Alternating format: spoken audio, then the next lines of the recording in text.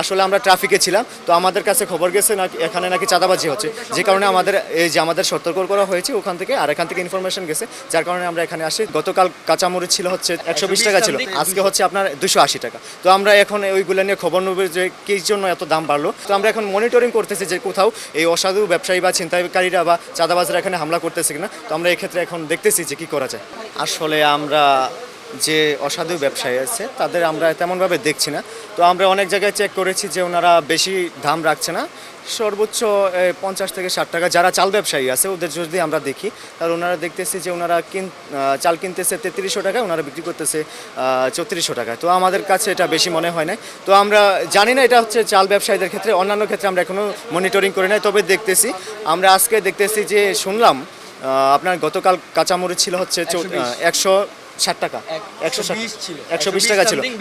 হ্যাঁ, আজকে হচ্ছে আপনার 280 টাকা। তো আমরা এখন ওইগুলো নিয়ে খবর নেব যে কি জন্য এত দাম বাড়লো, আর দাম কমানোর যদি কোনো রুলস থাকে তাহলে আমরা কমিয়ে দেবো অবশ্যই। আর মনিটরিংয়ের ক্ষেত্রে